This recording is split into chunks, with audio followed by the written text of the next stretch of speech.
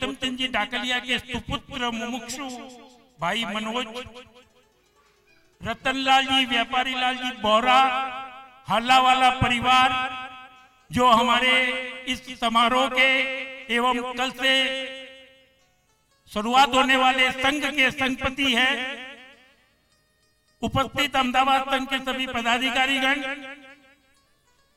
आज के समारोह के विशेष अतिथि एवं बाहर से पधारे हुए आदरणीय सभी मेहमान, धर्म प्रेमी बंधुओं, माताओं एवं बहनों, जिन भक्ति एवं दादा गुरु भक्ति का अनूठा परिचय देने के लिए हल्लावाला परिवार ने जो ये आयोजन किया है, मैं आपकी इस भक्तिमय यात्रा धर्ममय बने, भक्तिमय बने, संगीतमय बने, ऐसी शुभकामनाएं श्री जिन कुशलसुरी दादावाड़ी संस्थान की तरफ से है। आज का मैन हमारे सामने सोने में सुहागा ये जो प्रसंग बना है मुमुक्षु भाई मनोज कुमार का, दो बातें आपके सामने रखनी बहुत जरूरी है। मैंने 125 साल का जैन इतिहास पढ़ा।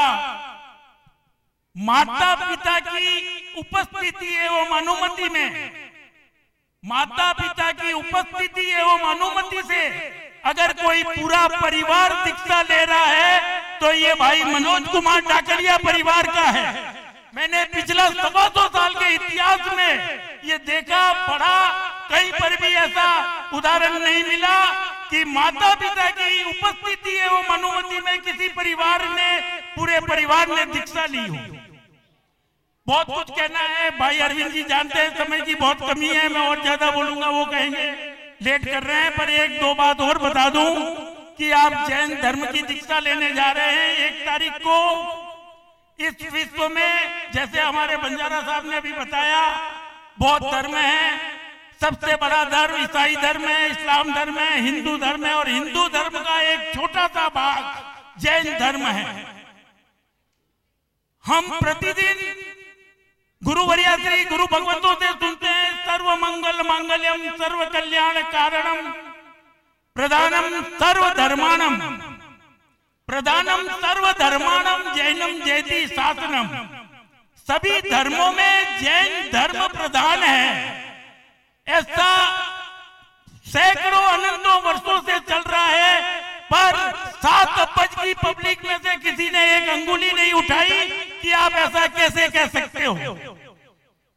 सबसे बड़ी जैन धर्म में एक विशेषता है, हर धर्म में भगवान होते हैं। हिंदू धर्म में राम हो गए, कृष्ण हो गए, इस्लाम धर्म में मोहम्मद पैगंबर हो गए, और धर्मों में गुरु नानक, ये सब कुछ बन गए। सिर्फ जैन धर्म एक ऐसा धर्म है जिसमें हम सभी को भगवान बनाने का है। तीर्थंकर अनंता लोगों को लेकर मोक्ष में जाते हैं, ये सिर्फ जैन धर्म ही बताता है। जैन धर्म कोई अवतार वाला धर्म नहीं है। आप खुद अगर उस मार्ग पे चलो तो आप खुद भगवान बन सकते हो। बहुत कुछ कहना है, समय की मर्यादा है। मैं भाई श्री मनोज कुमार डाकलिया परिवार जो 1 तारीख से संयम पथ की ओर अग्रसर होने जा रहा है, उनके लिए एक पंक्ति बोलूंगा। जा उज्जवल पंथे दीक्षार्थी, तारो पंथ सदा उज्जमाल रहे। सभी मेरे साथ बोले, जा उज्जवल पंथे दीक्षार्थी, तारो पंथ सदा उज्जमाल बने। धन्यवाद भाई। अभी एक सेकंड अभी भूपत जी ने एक बात बताई माता और पिता के बारे में।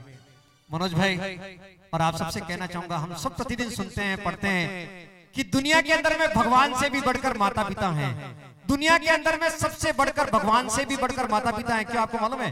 क्योंकि भगवान हमारे तकदीर में सुख और दुख दोनों लिखते हैं। भगवान हमारे तकदीर में सुख और दुख दोनों लिखते हैं, लेकिन माता पिता हमारे तकदीर में केवल सुख और सुख ही सुख लिखते हैं। इसीलिए माता पिता महान है, और वो माता पिता इन्हें मिले हैं, और जिन्हें भी मिले मैं उन्हें नमन करता हूँ, वंदन करता हूँ ऐसे माता पिता को। और समय की मर्यादा को देखते हुए जल्दी से लेट संयम पंथे दीक्षार्थी तरु पंथ सदा उजिमार संयम पंथे दीक्षार्थी तरु पंथ सदा उजिमार जंजीर हदिया कर्मोनी आमोक्षनी हरमार बनी। देखिए, इस गीत को हम वास्तविकता के अंदर में लेकर के आएंगे। पाली में 30 अप्रैल के दिन मैं सबसे निवेदन करूंगा, दीक्षार्थी का अंतिम अभिनंदन समारोह 30 अप्रैल को पाली में होगा। उस समय जो रात देखेंगे आप, ऐसे लगेंगे सूर्य और चंद्रमा इस धरती पर उतर के आए हैं। इतना भव्य अभिनंदन समारोह, और कैसे दीक्षार्थी बंधु इस परमात्मा के पद को स्वीकार करता है। मैं डाकलिया परिवार की तरफ से और विशेष तौर पर मनोज भाई की तरफ से आपको आमंत्रित करता हूं कि एक ऐसे विशिष्ट इतिहास के सृजन के अंदर में आप सबके भी हस्ताक्षर हो। मैं आप सबसे प्रार्थना करूंगा, पूरे परिवार इष्ट मित्रों के साथ में आपको जरूर पधारना है। तारीख याद करें, 25 अप्रैल से लेकर 1 मई तक आप सबको पधारना है। लेकिन 30 अप्रैल का वो दिन एक यादगार दिन रहेगा, स्मरणीय दिन रहेगा, आप सबको पधारना है। और अब मैं निवेदन करूंगा भाई मनोज कुमार जी से, कृपया पधारें, अपने भाव व्यक्त करें और अपना उद्बोधन के द्वारा हम सबको उद्बोधित करें।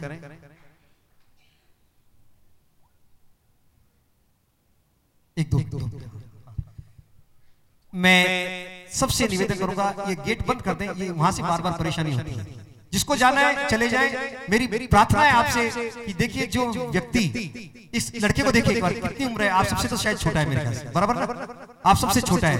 अरे आप कल्पना कीजिए, जिसके घर में आज करोड़ों की संपत्ति, सुख समृद्धि जिसके पैर चूमती है, जिसका पूरा भरा परिवार है, इतनी सुंदर पत्नी, इतने भोले वाले बच्चे, उन सबको लेकर के इस संसार को ठुकरा करके जो परमात्मा महावीर के पद पर अग्रसर हो रहा है, क्या हमारे में इतनी भी लायकता नहीं है कि 15 मिनट का समय हम दान में दे सके? इस बच्चे को सुन करके जाएं, परम पूज्य गुरुवर्षी का आशीर्वाद लेकर के जाएं। आप सबको कसम है, कोई भी भाग्यशाली ईंटों से बाहर नहीं जाएगा। 15 कार्यक्रम है, आप 15 मिनट के लिए और रुकें। और वैसे भी ये पहला अहमदाबाद का कार्यक्रम है कि मेरे कार्यक्रम के अंदर में कोई व्यक्ति गेट से बाहर चला जाता है, नहीं तो मेरे संचालन वालों को मालूम है कि मैं कार्यक्रम चालू करता हूँ और समाप्त होने के बाद में कोई व्यक्ति बाहर जाता है। इसलिए आप भाग्यशाली हैं। ये दीक्षा का कार्यक्रम था, मैंने कुछ नहीं कहा, लेकिन मेरी फिर आपसे विनती है, प्रार्थना है, मेरा नम्र निवेदन है कि जब तक परम पूज्य गुरुश्री का प्रवचन नहीं हो, आप कोई नहीं जाएंगे। यदि खाना लेट खा रहे हैं तो आप 2 खाने में मिठाई ज्यादा खा लें, लेकिन बीच में नहीं जाएं। अभी हम सुनेंगे भाई मनोज। चरम तीर्थपति परमात्मा महावीर स्वामी के चरणों में मेरी कोटि कोटि वंदना। मम जीवन उपकारी परम पूज्य गुरुदेव श्री जयानंद मुनि जी महाराज साहब के चरणों में मेरी कोटि कोटि वंदना। अत्र विराजित डॉक्टर नीलांजना श्री जी एवं अन्य साथी जी भगवंत के चरणों में मेरी वंदना।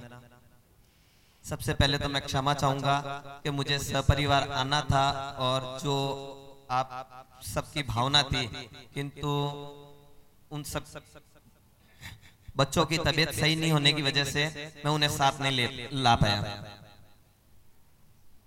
मुझे जो जीवन में सबसे प्लस पॉइंट मिला वो माता पिता। बचपन से ही मुझे जो एक धार्मिक माहौल और संस्कार मिलते रहे, तो उसके कारण जीवन में जो उन्होंने संस्कार का बीजारोपण किया, आज उन्हीं का आशीर्वाद, उन्हीं का जो संस्कार है वो आज आप लोगों के सामने आ रहे हैं। घर के पास में उपाश्रय होने का जो सर्वश्रेष्ठ लाभ हमारे परिवार को मिला, शायद ही अन्य कहीं ऐसा देखने को मिले। घर बस एक मकान छोड़ के जो उपाश्रय था, तो वहां पे अनुभव श्री जी महाराज साहब और हेमप्रभासी जी महाराज साहब के अन्य साध्वी जी भगवंतों का सतत 35 साल से कभी वो उपासना एक दिन के लिए भी बंद नहीं देखा, एक दिन के लिए भी नहीं। हमेशा वहां पे साध्वी जी भगवंत का 12 ही महीने 365 दिन वहां पे स्थिरवास, और उनका जो स्वाध्याय में संयम में जो हमारे को सहयोग मिला, वो जीवन की एक अद्भुत कामयाबी कहूंगा इसे, कि जो हमारे को वो आज अगर वो नहीं मिलता मैं मार्गदर्शन उन लोगों का, तो शायद ये जीवन में ये भी संभव नहीं था। रही बात बच्चों की, तो बच्चों का अपना पुण्य था। हमने कभी उनसे न अभी दीक्षा, अभी बहुत समझाया कि तुम दीक्षा बाद में ले लेना, चाचा चाची है तुम्हारे, दादा दादी है, उनके साथ रहो, चाचा चाची तुम्हें हमारे से ज्यादा प्यार करते हैं, वो अमेरिका रहते हैं, साल 2 साल अमेरिका भी रह लो तुम।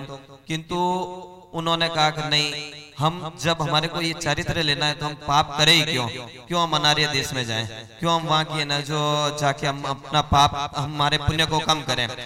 बिल्कुल मतलब उनको बहुत हर तरह से समझाया उन बच्चों को। उन बच्चों का उन भव्य के लिए तो जयानंद जी महाराज साहब ने उसके जन्म से पहले कह दिया था। उसके जन्म के लगभग 20 दिन पहले जयानंद जी महाराज साहब काल कर गए थे, और लगभग 1 माह पूर्व मुझे कहा था कि इस बार तेरे पुत्र रत्न होगा, और जब ये 8 साल का होगा तब तेरे जीवन में सोने का सूरज उगेगा। आज मुझे वो स्पष्ट नजर आ रहा है। अभी जब परम पूज्य उपाध्याय प्रवर की निष्ठा में पालितनाथ जी जब ध्यान कर रहा था, उस समय वो बात मेरे मतलब 8 साल पुरानी बात थी, वो दिमाग से विस्मृत हो गया था। किंतु एक दिन उपध्यान के दौरान ही एक दिन ऊपर की यात्रा की थी, तो दादा के सामने बैठा था। उस दिन उपवास था, उपध्यान तब मैं उपवास था। मैंने महाराज साहब को कहा, मैंने कहा महाराज साहब मैं थोड़ा रुक के फिर बाद में आऊंगा। तो वहां दादा के सामने लगभग 4-5 घंटे, क्योंकि कोई भीड़ थी नहीं, अन्य तपागज वाले चढ़ते नहीं है, तो अपने खड़तरगज में भी बहुत कम यात्रा पे आए हुए थे।